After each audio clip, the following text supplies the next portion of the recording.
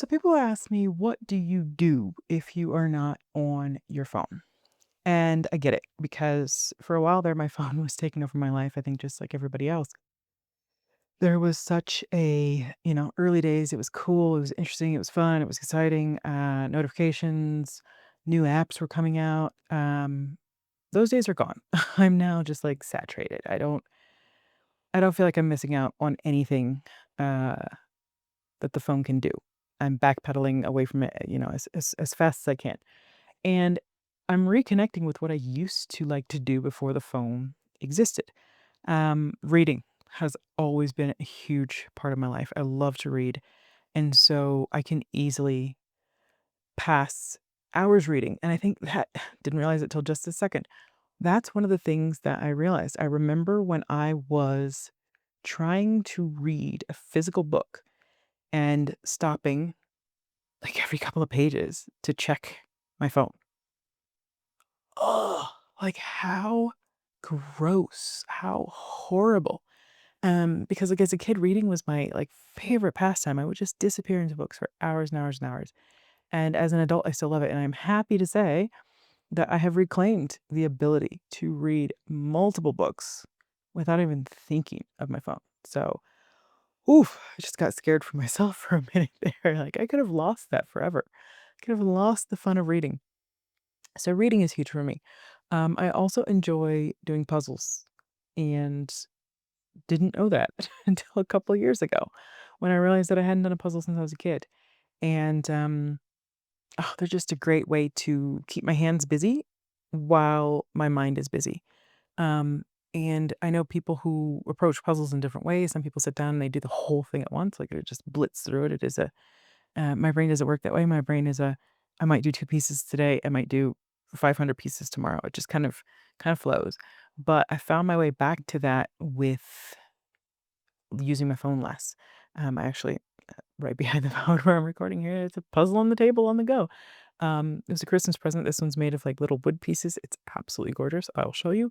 But I love doing puzzles. I love just things that keep my mind busy at a I don't know how to explain it, at a low hum level. What else do I do? I clean my house. And that's the thing.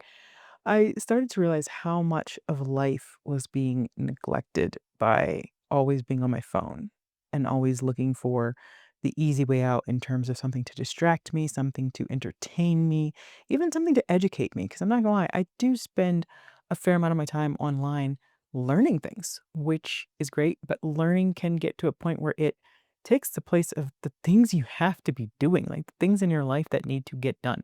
So, cleaning the house. Um, like, planning what to eat and cooking, I'm cooking so much these days, and it just feels good, it feels natural, it feels healthy, it feels like life should be. So that's a big benefit that has come from using my phone less. Life admin, okay? I despise life admin. Absolutely loathe it. Like, if there was a place to turn in my adult card and just go back to being, like, a kid, 100%, because all of the little minutia of things that have to be done to be an adult, it's not really worth it. I don't know, like, why can't we just all I don't know, whatever. I have a bunch of things to do this week, in fact. I have to make all my doctor appointments and dentist appointments and get all my checkups, hate it. But that kind of stuff is less frustrating when I have the time to do it, and I realize that if I'm allowing myself to be on my phone and just distracted by things, then something like the doctor appointments, dentist appointments, they frustrate me and I try to rush through them because I want to get back to the fun stuff, to being distracted, to being online. And if I take that away and I'm just not online, all of a sudden it's like, well, I have 6 hours to fill in my afternoon. I'm excited to make my dentist appointment because that's gonna use up 20 minutes. I don't know. It just slows everything down. I think that's a huge thing for me. With being on my phone, I just realized that it's a fast-paced, frenetic thing for me in the background, always, because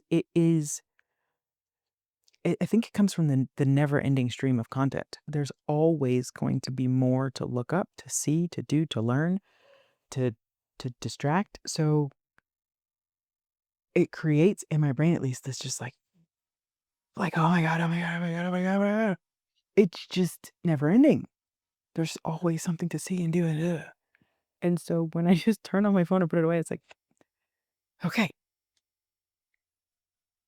and now we have all the time in the world." And I think someday, as I keep on this journey, I'm gonna find that balance in between where it's like I don't feel rushed off my feet and I don't feel like, "Do, do, do, it's been 37 seconds," you know? But I'd rather feel the slow pace than the frantic pace. And I do think the more that I work on this, the more that I practice this, that I'm going to find some balance where I can take advantage of the modern tools without letting them control me. That's the goal. What else do I do when I'm not on my phone? I go for walks. I go outside more. I just do things, and I'll just go and lay in a patch of sunshine. And I mean, don't get me wrong. It's not, I don't want to be pretending like that's people who are just like, do, do, do. My whole day is like, I'll do that every now and again. It's not like I run outside every day and jump in a patch of sunshine.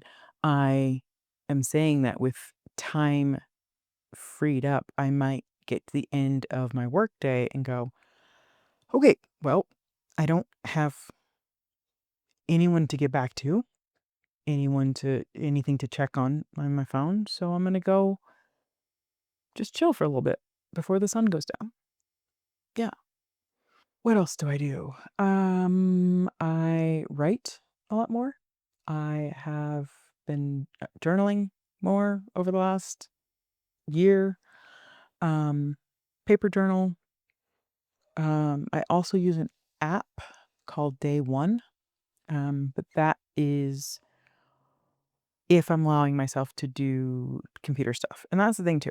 Sometimes it's fully screen free. Sometimes it is just no phone. And then if I have access to my computer, I mean, the world just opens up.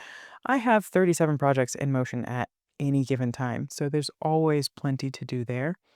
And I find that I'm able to focus in because before, I would just I'd be in the middle of something and I'd be feeling good and I'd feel like getting some, a drink or something, which doesn't happen. I'm like chronically dehydrated.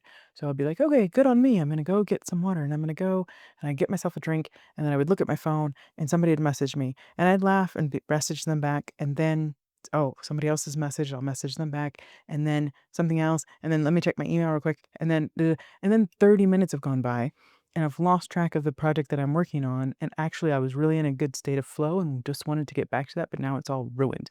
And sometimes, too, like my moods can be very sensitive. So if somebody messaged and they're just like, hey, this happened, like, you know, this, my family member, is in the hospital or something, like it just, phew, like my mood is just, I'm worried, I'm stressed, and the thing is, in those moments, I can't really do anything about the situation.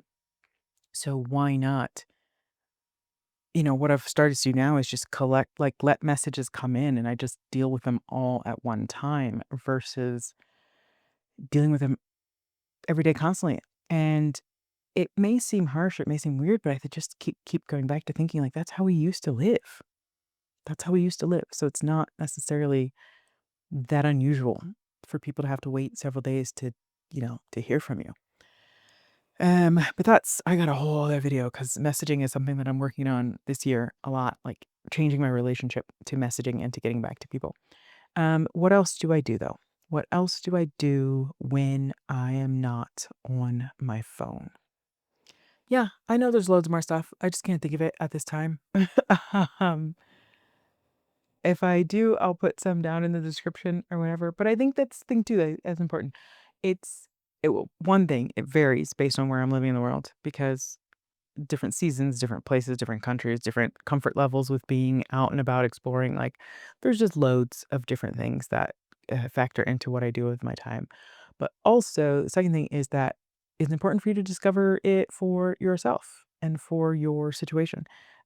Because I'm living out of a suitcase all over the world, I am limited in what I can bring with me.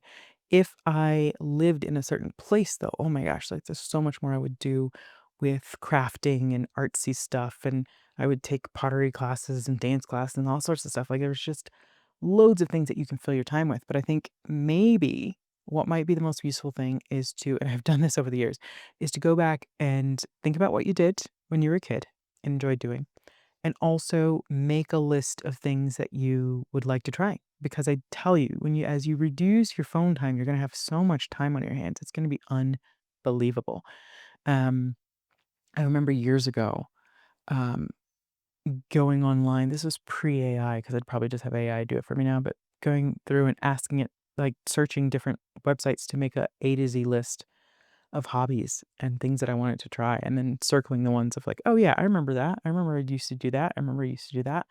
And then, yeah, that gave me some of my ideas for interests. But really, there's so much that we did. We've actually only lived with technology for a tiny fraction of human existence. And so, sorry, modern technology. We had lots of technology back in there, but we've only lived with this modern technology, the phone, the mobile phone, for a tiny fraction of history. And we were all interesting people before that. Loads of interesting people existed before that, and, we in our younger days, I think we're a lot more interesting than we gave ourselves credit for. So anyway, before I ramble, that's all for today, and I'll see you in the next video.